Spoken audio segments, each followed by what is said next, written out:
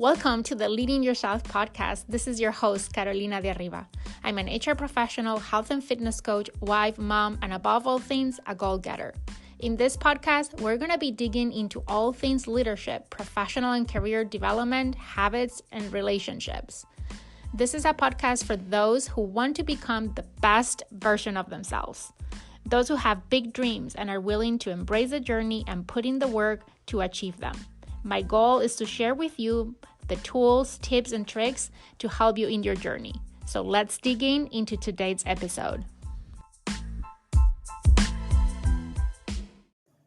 Welcome back to a new episode of the Leading Yourself podcast. This week, we're going to be talking about a topic that has been on my mind, on my heart recently, and that is rest. If you know me, you know that I am always into something. I can't sit still. I'm always looking for new projects and new things to start, get involved in. I suffer from FOMO, fear of missing out. My biggest fear, one of my biggest fears of many fears, is that I'm going to miss out on the next great thing, on the next great opportunity, on the next thing that is going to help me fulfill my purpose and make an impact. And in the last couple of months, there's been so many opportunities of so many things to get involved in. This year, I've been so blessed to have so many new projects and all projects, and just had an opportunity to work on things that I love and energize me and are aligned with my passions and the way that I want to make an impact, both at work, in my professional world, in my career, and in here in my podcast and with the Thrive Conference and writing a book and the opportunity to be invited to speak at different events. And I've just been so blessed. And a couple of weeks, we hosted the Thrive Conference, which is my annual conference that I do around my birthday. And that same week, I released my book, and it was a magical week. I felt so fulfilled. And as soon as the event was over, I realized that I am tired. And I thought, okay, I just need a weekend of doing nothing to recharge again. As much as all these things energize me and excite me and bring me so much joy, I had not realized that I was putting in so much into them, that it was at the same time draining my energy. And I want to talk about that today, because maybe you can relate with this. But for me, when I am in the middle of something that it's exciting, that I am enjoying, that I can see it's making an impact, I feel the adrenaline of the moment, and that gives me this burst of energy that, like, I can conquer the world, I can do anything, and I stretch myself to give my 150% because I like to give my all in everything that I do. I personally believe that if you are going to do something, you should give your all, or if not, don't do it. Anyways, long story short, I was feeling tired, so I thought I just need to rest for a weekend, and Monday everything is going to be fine.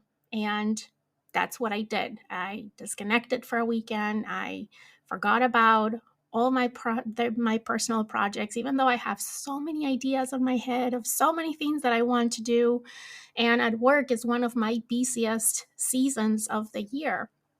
And there's been a lot going on at work, all exciting things, all things that I'm super excited about.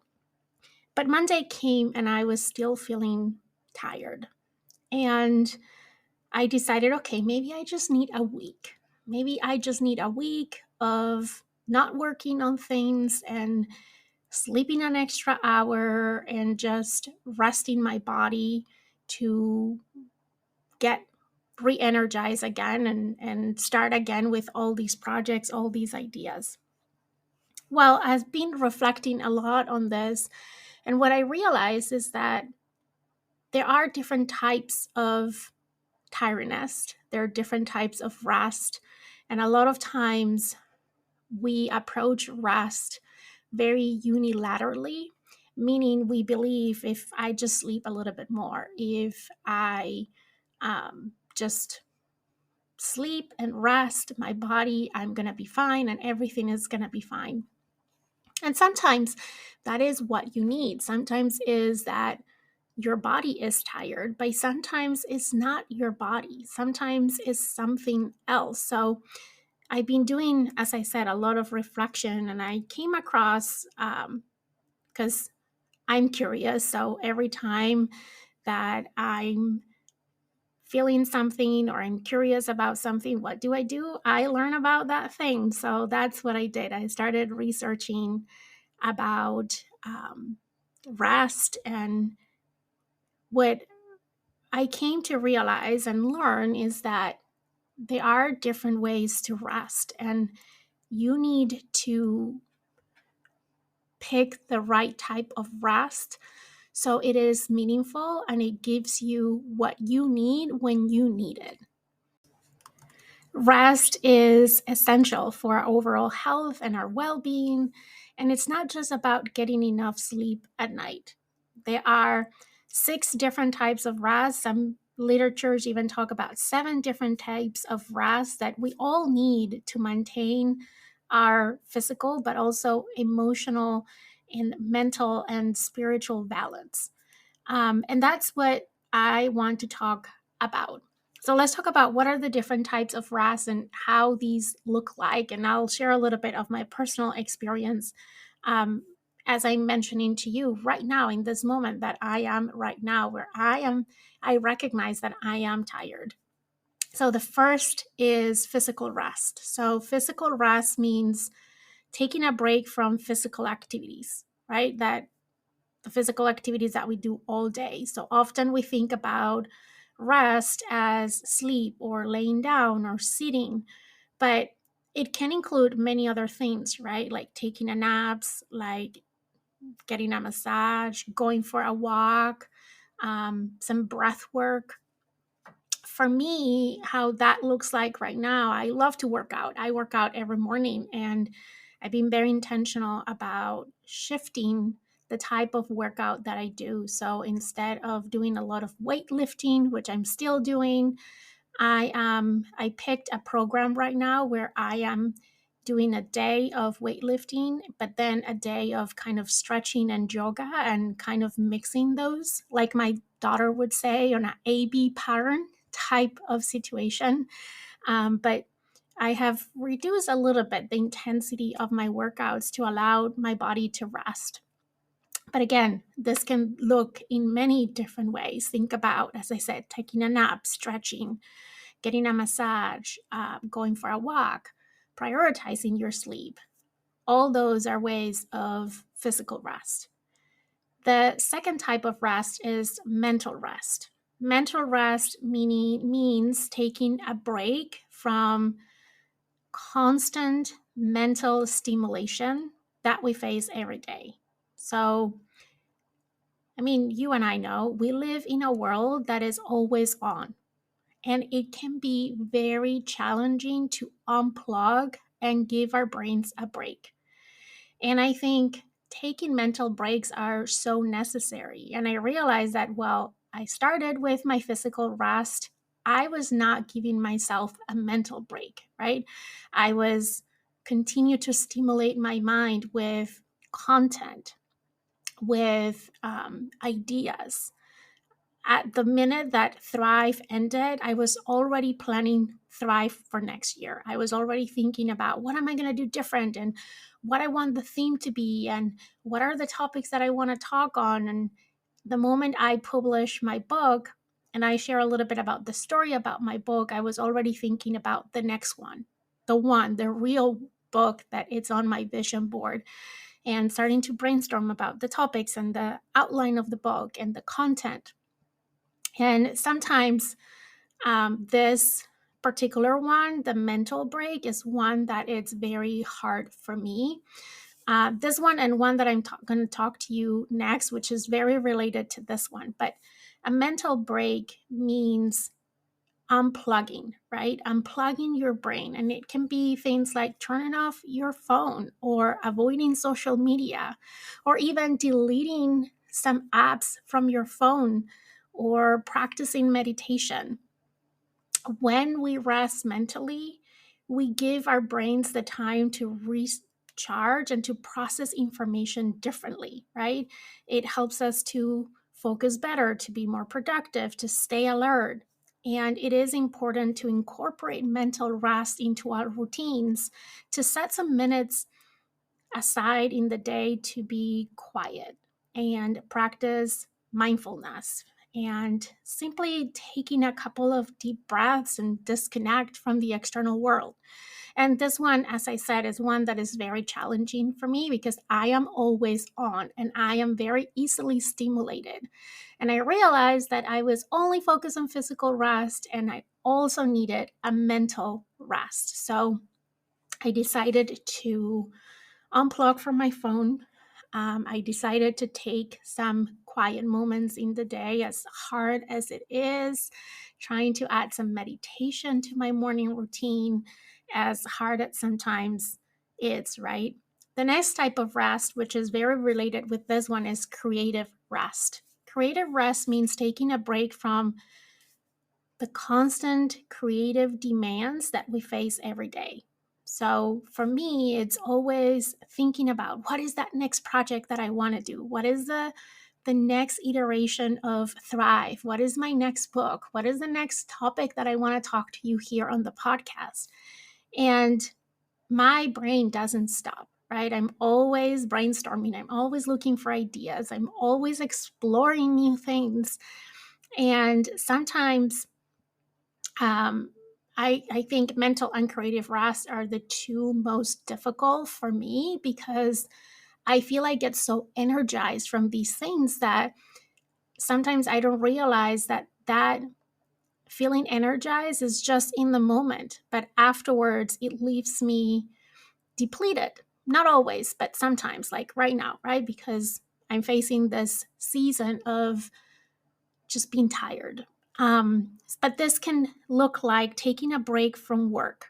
For you, maybe is your career, maybe it's taking a vacation, right? For me, maybe it's not necessarily my work, but it's all my side projects and my passions. How can I take a little break from that? Like, I just did two big projects, right? My book and the Thrive conference. And I'm already thinking about the next book and the next conference. And maybe it is time for me to take a break and don't think about those things. Don't brainstorm about those things. And one thing that has been very helpful for me is when those ideas start to pop into my mind, which they do.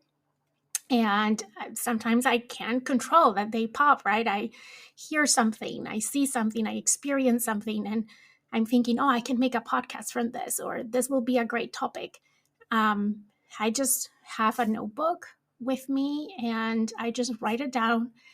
And I'm telling myself, okay, I'm writing it down so I don't forget, but I'm not going to think about it right now. I'll think about this later.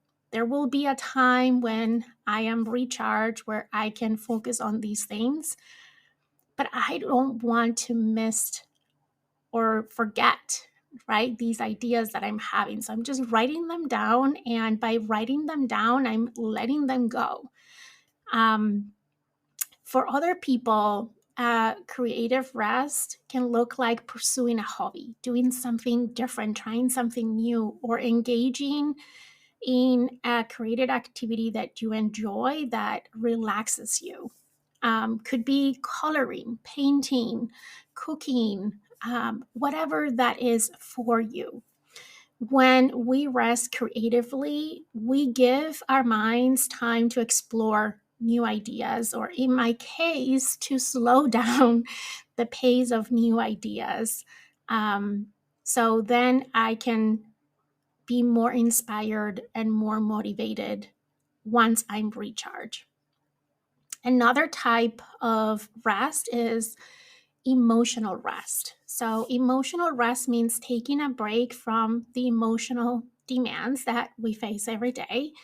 And it can look very different for different people. So, for me as an introvert, That means spending some time alone. It means avoiding stressful situations.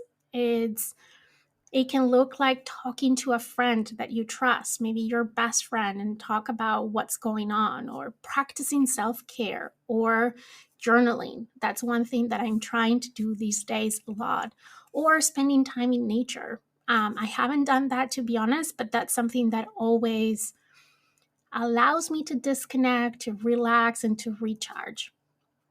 When we take a break and we rest emotionally, we are giving ourselves the gift of time to process our feelings. And that helps us maintain an emotional balance and helps us avoid burnout down the road. It can be sometimes challenging to rest emotionally because often I feel a lot of us, and maybe you can relate with me, we feel guilty of taking time for ourselves. But I like to believe, and I remember myself often, that it is essential to take care of ourselves first. And doing that is not selfish, because when we do, then we can be at our best. So we can be the best to those that we love and others around us. The fifth type of rest is sensory rest. So this is taking a break from all the sensory stimulus that is around us. And what does that mean? We are constantly bombarded by stimulus to our senses: noise, light, um, movement, right? They're all affecting our senses, and it can be overwhelming sometimes. So, I have two kids. So in my house in the evenings, can be a lot of stimulus around. Like the TV's on, my kids are talking, I'm looking at my phone, checking emails. Like there's all these stimulus coming at you, at me, at the same time. And sometimes it's about shutting down some of those stimulus and focus on the one, right? The one that you're experiencing in that moment. So that can look like turning off your TV, or closing your eyes for a minute, or spending some time in a quiet room, or going out in nature and trying to think about, okay, what am I hearing right now? What are the noises that I'm hearing right now? What am I smelling right now? What am I tasting right now? What am I sensing right now? It's a great way to get in tune with your senses. One thing for me, for example, at dinner time is no electronics at dinner time, and be focused on the food and savoring the food, and like taking extra time to eat my meal and savor my meal. It can be other ways that I can think of. Sensory breaks could be taking a bath, or listening to calming music, or practicing deep breathing, right? All of those are ways that we can give our bodies time to recover from that overstimulation that we experience. And sometimes we don't even realize that we are experiencing. The last type of rest is social rest. And that means taking a break from social interactions. As an introvert, I love people. I love to work with people. That's why I work in HR. That's where I do my podcast and all my projects. I love to interact with people, but sometimes I'm overstimulated by it. Um, we as human beings are social beings, but socializing sometimes can be draining, especially if you, like me, as I said, you're an introvert. So social rest can look like spending time alone. It can look like avoiding social situations. So right now for me, this at this moment, I'm trying to avoid social situations, events. Like I got an invitation to go to an event, and I just went to one. It was a very small one, and I thought, okay, I just need to socialize. I just need to be with people that is going to help me to, I thought. And I got home and I was energized by the conversations, but I was also tired, right? And I just wanted to be by myself. Um, that, by the way, is how introverts work, right? We can deal with social interactions. That's not always the problem, but we also need the counterbalance of some alone time. Um, but yeah, those are some ways that you can rest socially. So, spending time alone, avoiding social situations, spending time only with close friends and family, having a date with yourself. When was the last time that you dated yourself? And I know that sounds weird, but think about it. When was the last time that you spent time with yourself doing something that you love? Going out as you would with friends or a significant other or your family. Another way of practicing social rest is just practicing self care, right?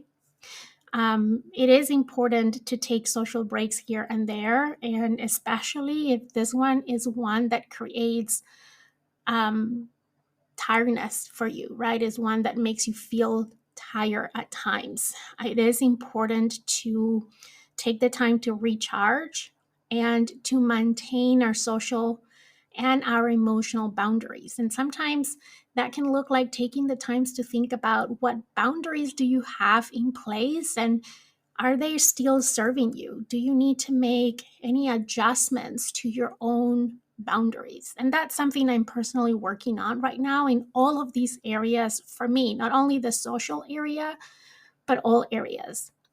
I'm spending some time journaling and thinking about what boundaries do I have today in place? And are those boundaries still serving me, right? Based on where I am today, which might be very different than when I was when I put those boundaries in place. And boundaries are very powerful, but here's the thing, things change, you change. And it's important to revisit what those boundaries are and how they look like and how they're serving you to make sure that they continue to serve you and meet you where you are. So, those are the different types of rest, and those are some of the things that I'm personally doing to rest in this season. So, I decided after Thrive was done that the rest of this month is going to be a rest month for me. And it's ironic for me to say it because at work, at my day to day job, there's not a lot of time for rest right now. It's stressful and there's a lot of things going on and a lot of amazing projects and things that excite me. But I'm trying to focus on that and rest in everything else around it. And that's sometimes that what we need to do, right? We need to define, okay, are we stretching ourselves too thin? Should we now shut down for a moment or pause, hit pause on a few things so we can focus on just one or two things? And once we get through that busy season, once we feel that we are recharged, then we can start adding more things back to our plate. And that's the place where I am right now. So, this podcast is definitely not one thing that I want to put in pause because it's something that allows me to also process my own thoughts and my own feelings. Like today, sharing with you all this is it inspired me to think through these things for myself so then I can share them with you. So thank you for listening today. Thank you for tuning to the podcast. I hope that you have an amazing week ahead. As always, if you thought this episode was helpful, I'm going to ask you if you can share it with someone that can benefit from today's content. With that, have an amazing week ahead, and I'll talk to you again next week here on the Leading Yourself podcast.